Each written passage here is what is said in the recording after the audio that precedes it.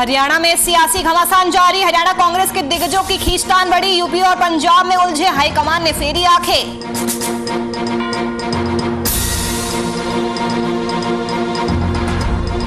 सोनीपत में युवक की बर्बर तरीके से हत्या। कुंडली बॉर्डर पर पंजाब के युवक की हत्या, पिटाई के बाद हाथ काटा।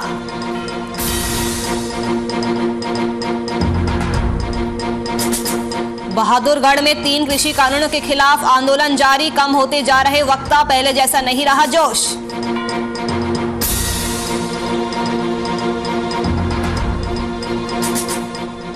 धान का सीजन शुरू होते ही एयर क्वालिटी इंडेक्स में बढ़ा प्रदूषण का स्तर। 8 अक्टूबर को इंडेक्स 124 था, 150 के ऊपर पहुंचा क्वालिटी इंडेक्स।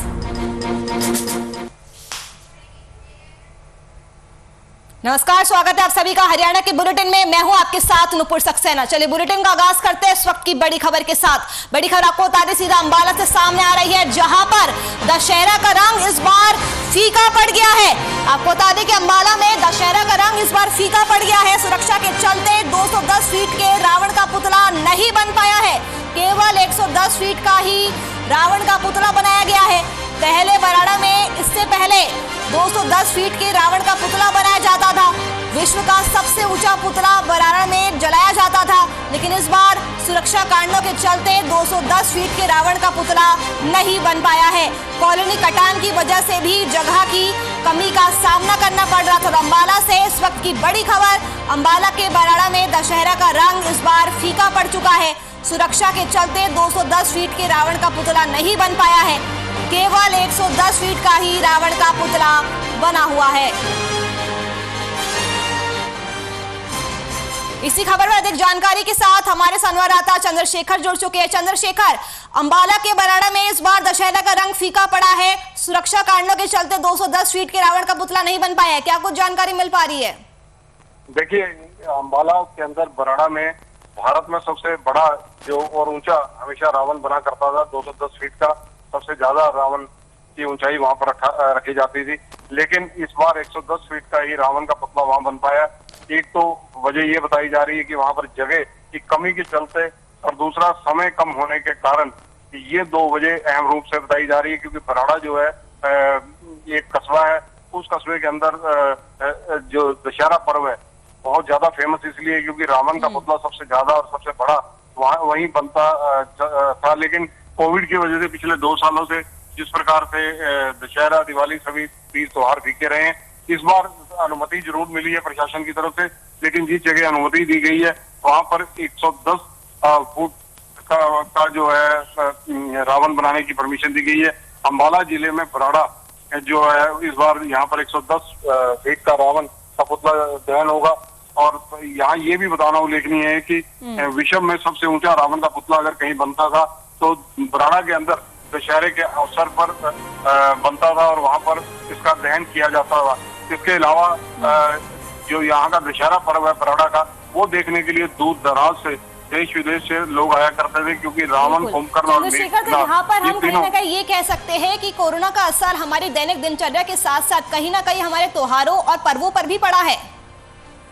बिल्कुल निसंदेह पड़ा है, क्योंकि कोविड की देखिए भले ही इस वक्त दूसरी लहर ये कहा जा सकता है कि फीकी पड़ी हो, लेकिन अभी जो है तीज और त्योहारों का स्वाद भी लोगों को नहीं आने लगा, क्योंकि कहीं ना कहीं कोविड की गाइडलाइन है और कोविड की गाइडलाइन के चलते लोग कहीं ना कहीं उन चीजों को, कंडीशंस को फॉलो कर रहे हैं और प्रशासन की भी नजर इस चीज पर रहती है।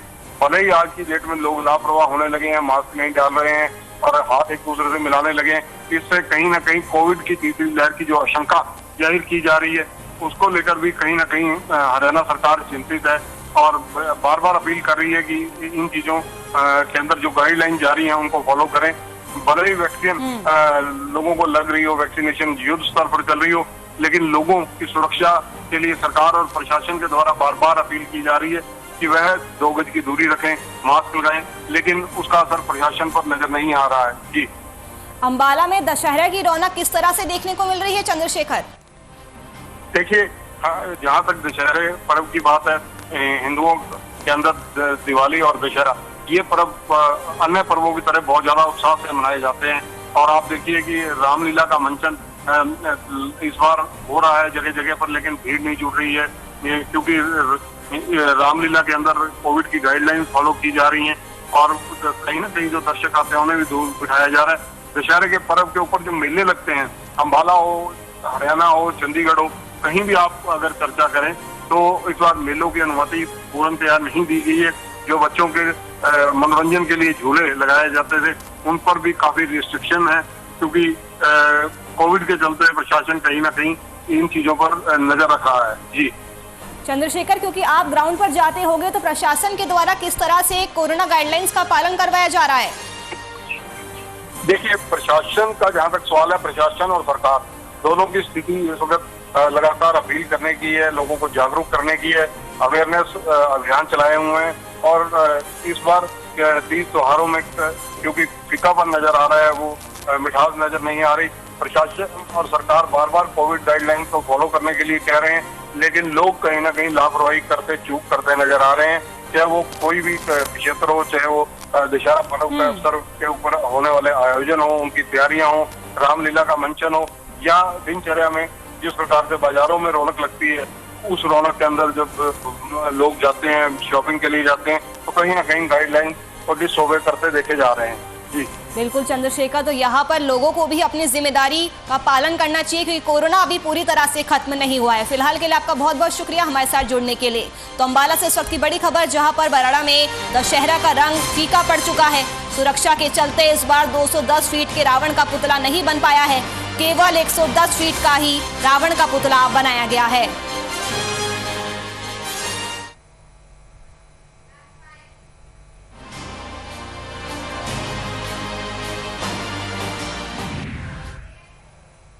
चलिए बुलेटिन में बढ़ते हैं अब आगे।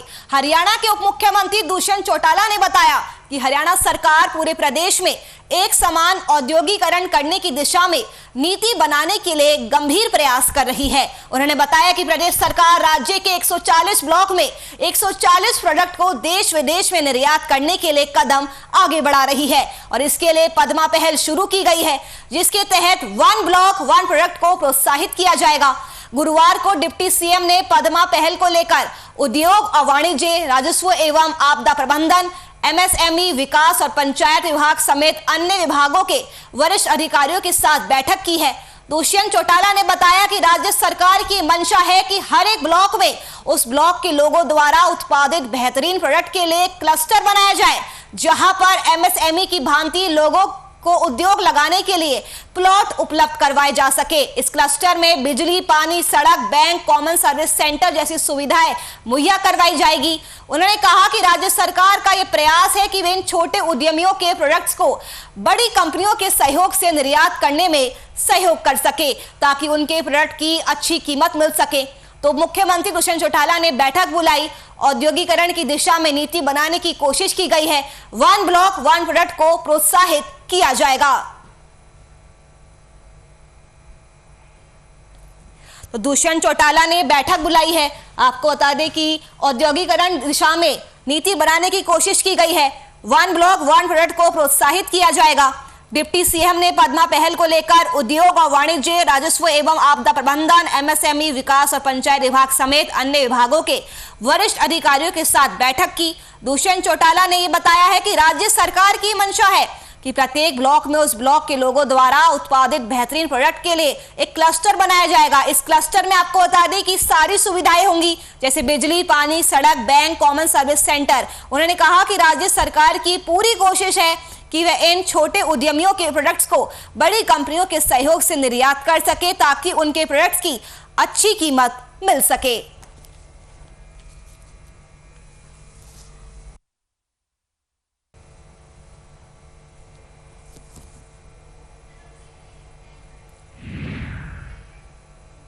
हरियाणा कांग्रेस में पूर्व सीएम भूपेंद्र सिंह हुड्डा और प्रदेश प्रधान कुमारी सैलजा सहित अन्य दिग्गज नेताओं में खींचतान तेज हो चुकी है। हरियाणा कांग्रेस के प्रभारी विवेक बंसल का रुख भी इस बीच हुड्डा की ओर होने के संकेत मिल रहे हैं और इन सबके बीच कांग्रेस हाईकमान ने उत्तर प्रदेश और पंजाब के घटनाक्रमों में व्यस्त होने के कारण हरियाणा से आंखें फेर ली है। नेताओं की खींचतान के कारण हरियाणा में कांग्रेस का संगठनात्मक ढांचा खड़ा करना हाईकमान के लिए काफी ज्यादा मुश्किल हो रहा है। इस बार भले ही इलाहाबाद उपचुनाव की वजह से संगठन में नई नियुक्तियां टाली जा रही है, लेकिन पंजाब चुनाव से पहले प्रदेश पदाधिकारियों और जिला अध्यक्षों की घोषणा संभव नहीं है। उत्तर प्रदेश और पंजाब चुनाव में व्यस्त होने के चलते हरियाणा के राजनीतिक मसलों पर फिलहाल कांग्रेस हाईकमान का फोकस नहीं है। तब तक कांग्रेस दिग्गजों के बीच संगठन में अपना रुतबा बढ़ाने को लेकर यूं ही खींचतान मची रहने की संभावना है। हरियाणा में पिछले काफी समय से दावा किया जा रहा है कि प्रदेश पदाधिकारी और जिला अध्यक्षों की घोषणा किसी भी समय हो सकती है। हुड्डा के मुख्यमंत्री रहते फूलचंद मुलाना जब प्रदेश अध्यक्ष थे, तब से कांग्रेस संगठन में नियुक्तियां लटकी पड़ी है। मुलाना के बाद अशोक तंवर के हरियाणा कांग्रेस की बागडोर संभाली, लेकिन वह भी प्रदेश पदाधिकारी और जिला अध्यक्षों की घोषणा नहीं करा पाए। कांग्रेस छोड़ने के बाद तंवर ने तो यहां तक कहा कि पार्टी प्रभारियों ने कभी नहीं चाहा कि संगठन बनकर खड़ा हो सके। तो आपको बता दें कि हरियाणा कांग्रेस में खींचतान देखने को मिल रही है, लेकिन कांग्रेस आलाकमान का ध्यान अभी पंजाब और उत्तर प्रदेश पर है। यूपी और पंजाब में उलझे हाईकमान ने हरियाणा कांग्रेस से अपनी आंखें फेर ली है। तो हरियाणा कांग्रेस में पूर्व सीएम भूपेंद्र सिंह हुड्डा और प्रदेश प्रधान कुमारी सैलजा सहित अन्य दिग्गजों में खींचतान देखने को मिल रही है। ये खींचतान दिन पर दिन तेज होती जा रही है। हरियाणा कांग्रेस के प्रभारी विवेक बंसल का रुख भी इस बीच हुड्डा की ओर होने के संकेत मिल रहे हैं। और इन सबके बीच कांग्रेस हाईकमान ने उत्तर प्रदेश और पंजाब के घटनाक्रमों में व्यस्त होने के चलते हरियाणा से मुंह फेर लिया है। नेताओं की खींचतान के कारण हरियाणा में कांग्रेस का संगठनात्मक ढांचा खड़ा करना हाईकमान के लिए एक चुनौती साबित हो रहा है। इस बार भले ही इलाहाबाद उपचुनाव की वजह से संगठन में नई नियुक्तियां टाली जा रही है, लेकिन पंजाब चुनाव से पहले प्रदेश पदाधिकारी और जिला अध्यक्षों की घोषणा संभव नहीं है।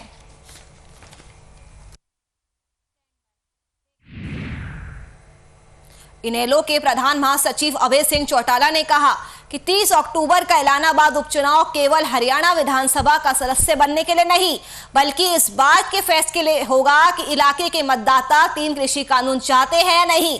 इसलिए इस उपचुनाव का सबसे ज्यादा महत्व है। इधर वे गुरुवार को लगातार अपने जनसंपर्क अभियान के दूसरे दिन इलाहाबाद के हल्के के गांव अरिनियावाली, रंधावा आदि में ग्रामीणों को संबोधित कर रहे थे। उन्होंने कहा कि पिछले 10 महीने से भी ज्यादा समय से देश का किसान यूपी के गाजीपुर बॉर्डर, दिल्ली के टिकरी बॉर्डर और राजस्थान बॉर्डर पर केंद्र की बीजेपी सरकार की ओर से बनाए गए 3 काले कृषि कानूनों को निरस्त करने के लिए लगातार संघर्ष कर रहा है।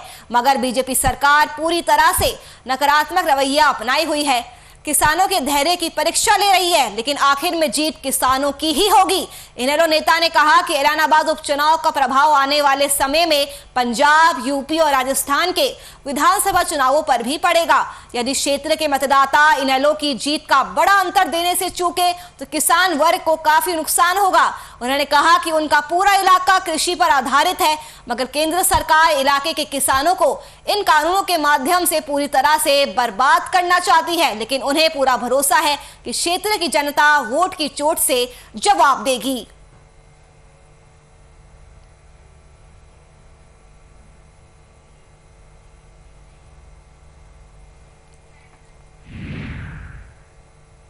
इलाहाबाद में ग्रामीणों को संबोधित करते हुए अभय चौटाला ने जंगल राज की असली सच्चाई को स्वीकार कर लिया।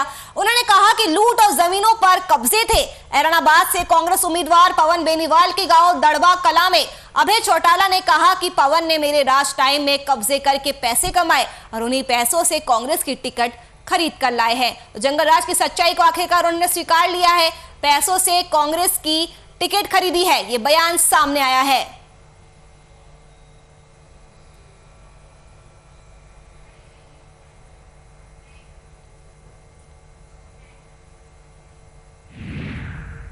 चलिए रुकेंगे छोटे से ब्रेक के लिए। खबरों का सिलसिला ब्रेक के उस पार भी जारी रहेगा।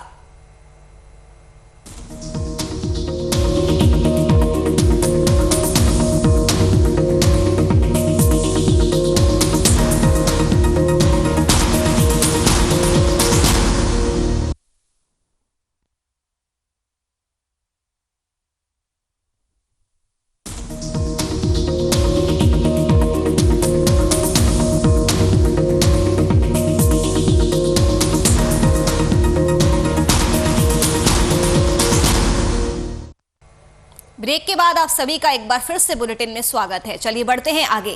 किरण चौधरी ने आज AICC मीडिया के मुख्यालय में राहुल गांधी और प्रियंका गांधी के साथ बांग्लादेश मुक्ति संग्राम की फोटो प्रदर्शनी के अनावरण में शिरकत की और इंदिरा गांधी के शक्तिशाली नेतृत्व और अपने पिता स्वर्गीय ब्रिगेडियर आत्मा सिंह सहित युद्ध में लड़ने वाले सभी सैनिकों के शौर्य को करीब से जाना।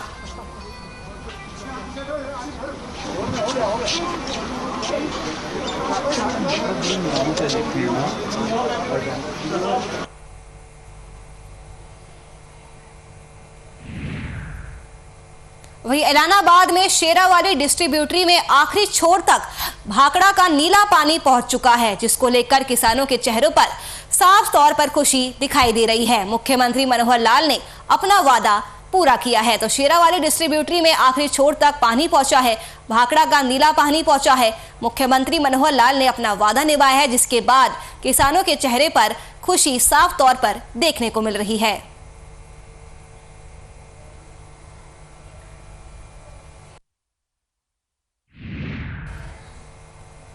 तीन कृषि कानूनों के खिलाफ चल रहा आंदोलन जल्द ही 11वां महीना भी पूरा कर लेगा। ये आंदोलन लगातार लंबा खींचता जा रहा है। सरकार और किसान अपनी अपनी बात पर अड़े हुए हैं। ऐसे में नजदीक भविष्य में इस आंदोलन का हल निकलता नजर ही नहीं आ रहा। आंदोलन जितना लंबा खींचता जा रहा है, उतना ही नहीं आंदोलन स्थल पर मायूसी साफ देखी जा रही है।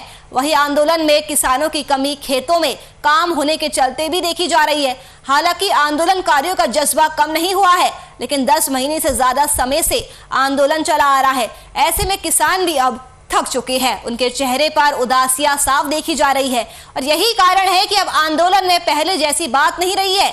अब टिकरी बॉर्डर की मेन सभा पर वक्ताओं की संख्या भी कम हो चुकी है।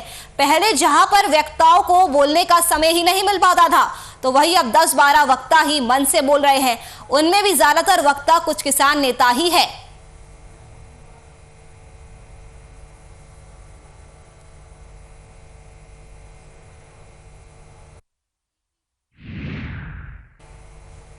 आजादी के 75वें साल में देश जब अमृत महोत्सव मना रहा है, ऐसे में देश के लिए सबसे कम उम्र यानी मात्र 12 साल में शहीद होने वाले बाजी राउत और उनके 4 अन्य साथियों को याद करना स्वाभाविक है। देश के लिए सबसे कम उम्र में शहीद होने वाले बाजी राउत और उनके 4 अन्य साथियों का बलिदान दिवस है। वही इस बलिदान दिवस पर भाजपाइयों ने श्रद्धा सुमन अर्पित किया। श्रद्धा सुमन अर्पित करते हुए बीजेपी नेता ऋतिक वडवा ने कहा कि बाजी राउत का जन्म उड़ीसा के ढेंकानाल जिले के नीलकंठपुर गांव में एक मल्लाह के घर 5 अक्टूबर 1926 को हुआ था। बीजेपी वीर बालक अमर शहीद बाजी राउत और उनके साथियों को शत-शत नमन करती है।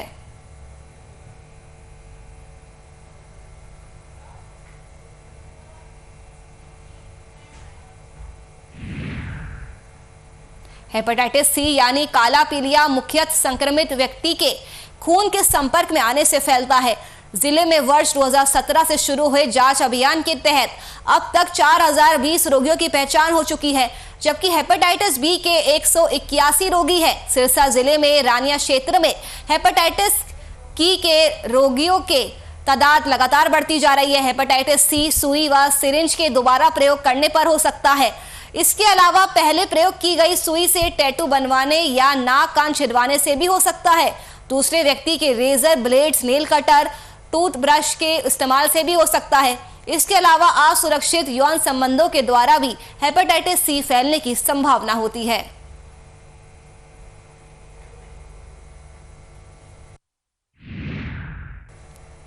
धान का सीजन शुरू होते ही एयर क्वालिटी इंडेक्स यानी वायु में प्रदूषण का स्तर बढ़ जाता है।